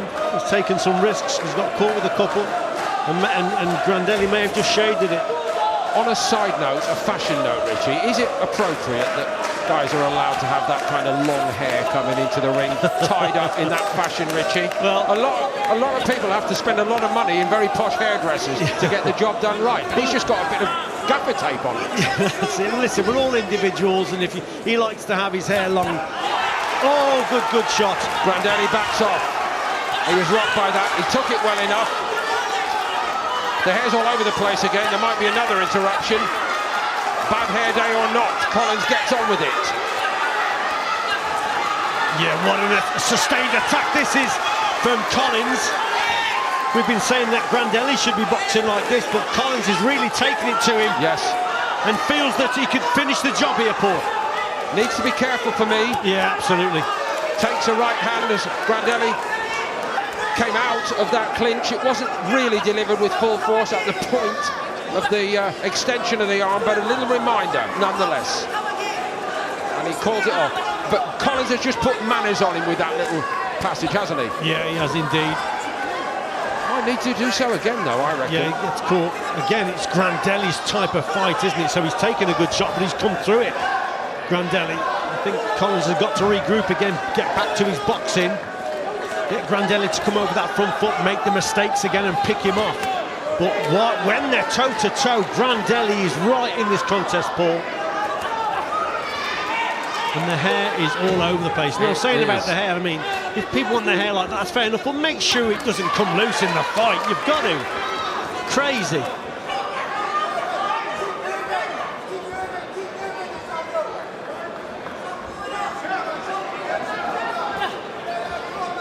You know, it's even become a hindrance to him now, Grandelli himself. It must be a distraction. He keeps shaking his head. Anyway, he's more used to it than Collins. He might be sending out for a pair of scissors in a minute.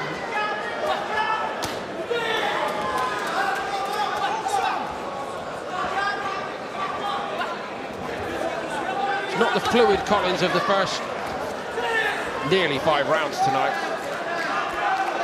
He's put that part of the fight in the bank, I reckon, and Richie, I think you concur, but there might be another twist or two in the overall story of this fight. 12 rounds, remember, at high level, and again at close quarters. Grandelli knows what he's doing. Yeah, Grandelli experienced and prepared to take a shot, and then comes back with a couple of good punches of his own.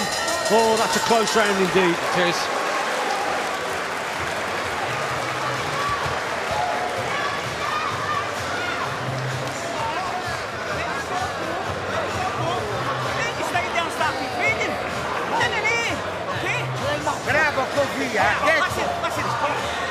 Okay, now go good. Make a good work. Oh, got it. Quando fai sto lavoro, però c'è chiuso.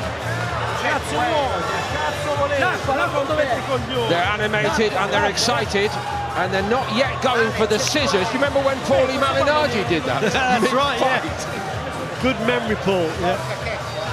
Similar sort of style. Well, me and Steve Bunce were there, that's why we remember it, Richie. It's a bit chaotic, honestly, and flying in all directions. I think that some of these are extensions, actually, which makes it more absurd. In all seriousness, crazy. That shouldn't be allowed.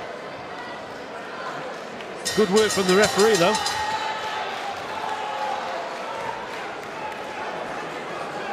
Grandelli, by all means available to him, and I have seen this with him before, Richie, emphasising all means available. An elbow which did a bit of damage to the nose when he was under pressure early on. Getting up onto Collins' chest, well, that's fair enough, but this additional aid, in terms of distraction at least, with the flying hairdo, it's all to be negotiated here by Collins. You know what, Paul, I don't know whether a bit of complacency might have come into Collins' work, because up until a couple of rounds ago, I thought he was fairly comfortable. He'd won every round. He was boxing sensible. He was boxing at range more and more. And then he just switched off and he just allowed Grandelli just to close that gap. And then he's in a dogfight then, and then he gets caught with a couple of good shots. I think he lost the one round, then he certainly lost that last round. Again, it was a close round, but I thought I'd just give it to Grandelli. And he's allowed the opponent in, so he's allowed the opponent to start to dictate his type of fight. Up until 2 rounds ago, I thought he was cruising this. Me too.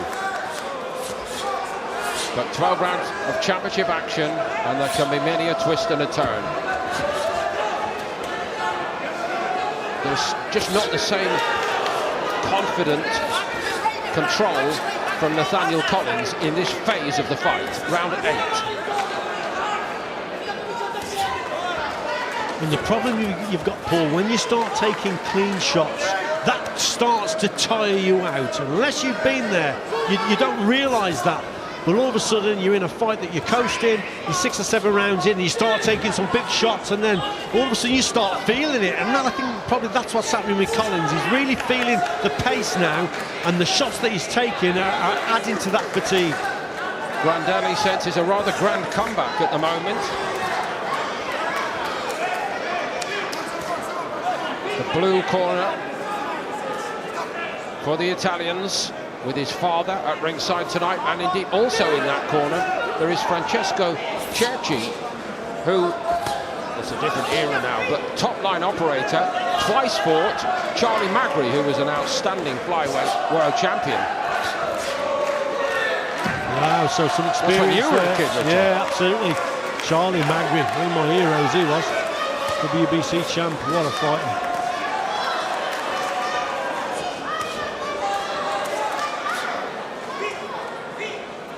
Looks like he could throw a bag of cement for fun, Grandelli. And now he's finding the body of Collins, and Collins is feeling them. Yeah, he is. I mean, punch output now, there's more coming from Grandelli than there is Collins. Collins is still in this, of course he is, but there's just more shots coming from Grandelli, and they're probably just catching the judge's eye. Intriguing.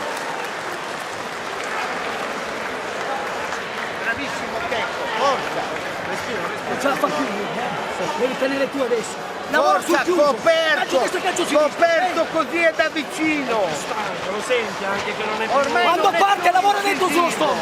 Devi stare attaccato in maniera intelligente. Fa fatica ora pure a stare attaccato. Respira. Forza, che Non sono invincibili, porca troia, non sono invincibili. E tieni su te mani, Francesco, quando entri. Grandelli, corner, excited and animated. As we take a check on your scorecard, Richie. Oh, my goodness me, it's getting rather close here, Richie. Yeah, he's creeping back into it. That's my opinion anyway, Paul. I give him the first 5 rounds, but the last 3, then Grandelli for me is coming back. A great many words. The most important one that I heard in that Italian corner, bravissimo. This is the fight. Again, Richie, I thought we would see from the start tonight. Well, horses for courses, but Grandelli has gradually clawed his way back, Paul, and he's just got Collins to hold his feet and trade And that's what he's probably wanted from the start, but Collins just outboxing for those first 5. And I'd just like to see him try and get back to that sort of style, but obviously he's getting more and more tired. And now he's into a toe-to-toe battle against a real strong opponent. Yeah, the back was to the blue ring post again there, wasn't it? That's it. In these type of contests, Paul, keep the punches straight so you keep a gap between yourself and your opponent. And with your movement, go circular. So get off the ropes, stay in the centre of the ring or box and ring space. Don't let him get in the corners or on the ropes. That's what Collins has got to try and get back to. And at the start of this contest, for the first 4 or 5 rounds, that's what he did. We mentioned it several times, how he controlled the centre of the ring and kept Grandelli on the outside. But the tables have turned. They have, and the southpaw jab looks rather tired. No massive distress signals in terms of overall fitness, but it's just not the same weapon, is it now? No. And obviously that's added to Grandelli's confidence, and he senses victory. Maybe Grandelli all along, Richie, thought, I will get to him, I will grind him down. Yeah, he's grinding him down now. Yeah, maybe that was the master plan. Oh, that's good work, though. Now he should move. Funny sort of Italian job, though, isn't it, really, to give away 4 or 5 rounds and then get going? Yeah.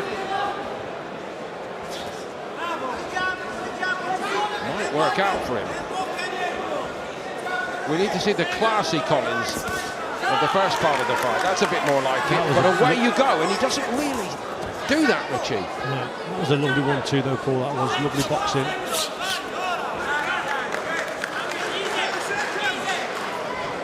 This is where you shouldn't be backing up. Just stay in that centre, and as he comes into range, just pop the jab and the straight left hand out. That's it, you see, there you go. That's what he's got to do, but once you edge back to the ropes, it just encourages him to come forward. It's a fight we cannot take our eye off or prejudge. Never quite as explosive as what we've seen earlier here at the York Hall Bethnal Green, but it's high quality, it's intriguing, and it is still very much in the balance.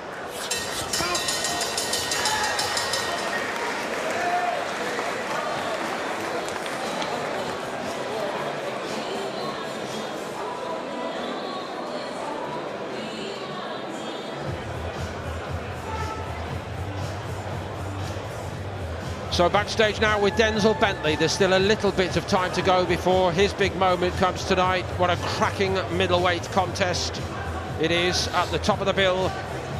He has to get this one right tonight, and he knows it. There's Chris Burke, actually, in his dressing room, one of his closest friends in boxing, who's had his good days and bad days here at York Hall Bethnal Green. This has to be a good one, and all the Bentley team, Martin Bowers is in there as well, they know that. In against Danny Dignam. And Collins is still in an argument here against Francesco Grandelli.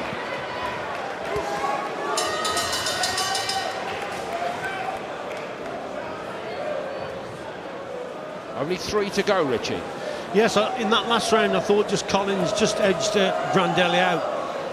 A little bit better boxing from him.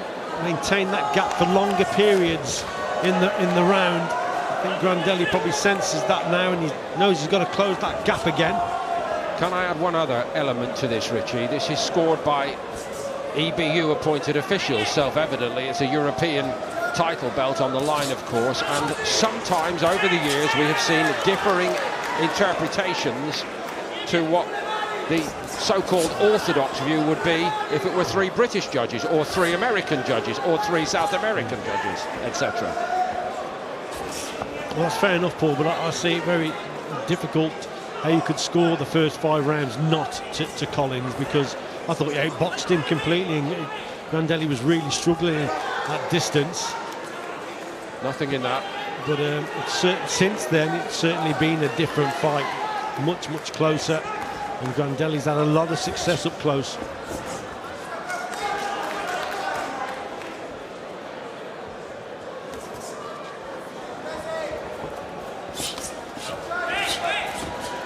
Collins can't keep him off him, really.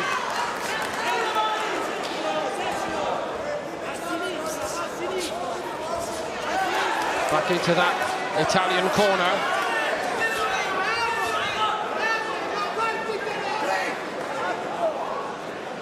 Collins trying to give off the signals that he's seeing him off, that he's got his measure. That might be a little optimistic.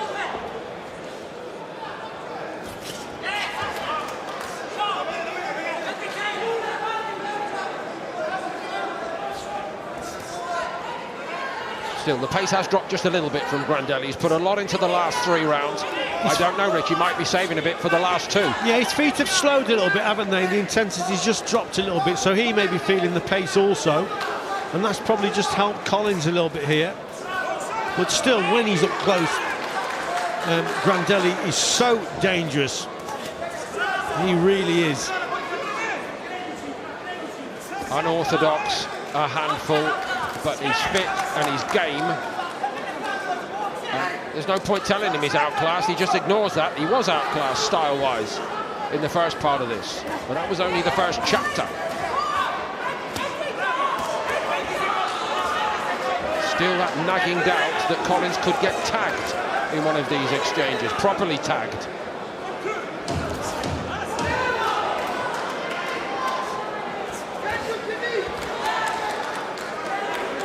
I think we're heading into the proper championship round shortly, and both are going to have to dig deep.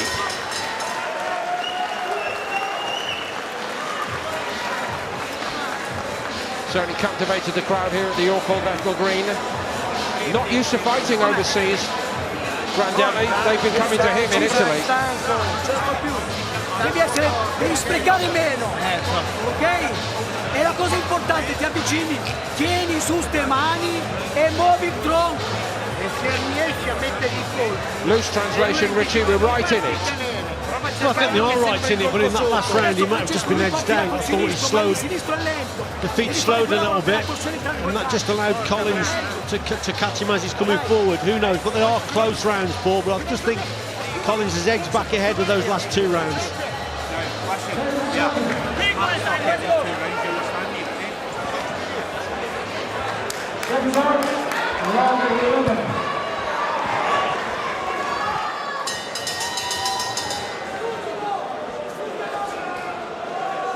Of course, you are the ideal man, Richie, to see us through a fight like this.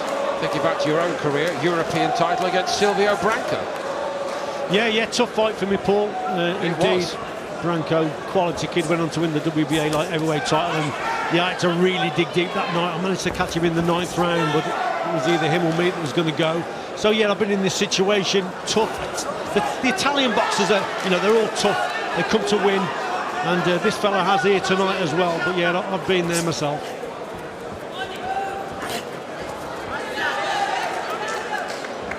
Grandelli must know that he's got to keep on the offensive. Yeah, he's got to keep the pressure on, and you're right, Paul. I mean, judges might see it differently because of this front foot pressure. In the last 5 or 6 rounds, he has been coming on stronger and stronger. Another reason I have to say it, Richie, is I once saw Damien Kelly in Belfast. To our eye, I'm not saying we're experts, but completely dominate against an Italian in a European title fight in Austin. Yeah, I remember the fight. And he was a quality kid, Kelly. Yeah, he did lose it, I remember.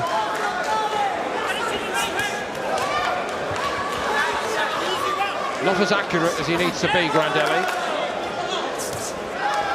You get the sense that Paul gaining in confidence again, knows he's got to get up close, really taking it again, punch out, but more punches coming from Grandelli. I think he saved a bit in the 10th, Richie. Yeah.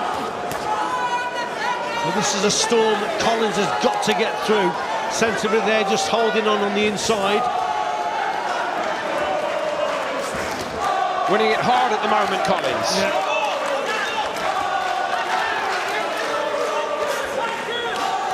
Perhaps it might come to be seen as a rite of passage on his rise to the very top level, Nathaniel Collins.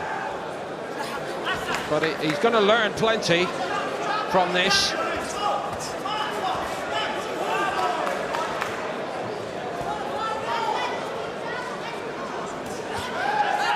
Lovely little shot on the inside there from Collins. Short little left uppercut. But again, oh, good shot, Grandelli. He's tough, Paul.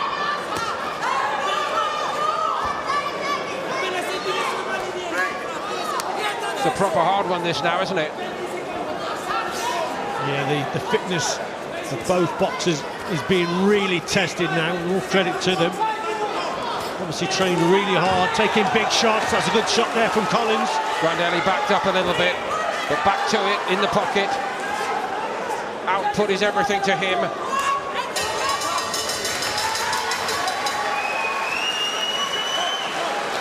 And they both sit down quite heavily on their stools. They need the minutes. Champion, you understand? Don't trade them unless you land a big shot. Yeah, they become champion. Yeah, feel good. Yeah, smart work next round. Tough fight indeed. Both trading on the inside, cracking little shot there from Collins, just the more accurate puncher. Blow for blow, isn't it? They're switching the attacks from body to head, both feeling it. And the Italian corner still feel their man can pull it off.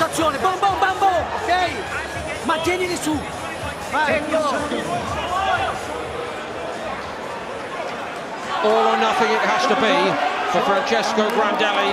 Nathaniel Collins has put on quite a show tonight. Some really polished work in the early part of it, but 12 rounds at European level.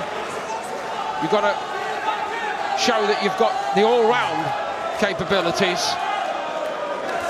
Collins may be shading it to our eye, but we don't know for certain. Well, I thought he lost that last round, Paul. I thought it was a good round for Grandelli. He certainly increased the punch output, but he will probably know that he needs something big in this last round. They would have told him that in that corner. You could see the urgency in the Italian corner. They know that probably he needs a big last round and probably a stoppage here.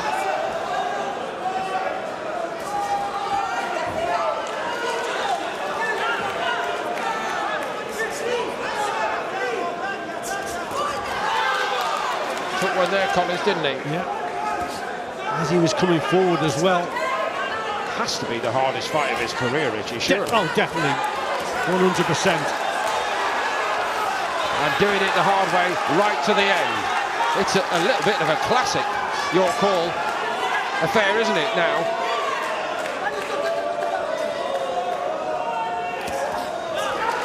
Not quite the intensity in the build-up, given that we've got a very talented kid from the west of Scotland in Nathaniel Collins and an Italian coming to the east end of London. Maybe not quite the edge that Bentley Dignam are going to bring to the ring, which is the Battle of London, really. However, it is a battle, this, for a big prize. There's some quality boxing here on the inside, Paul, from both of them. Short and mid-range shots are going in there, hitting the target.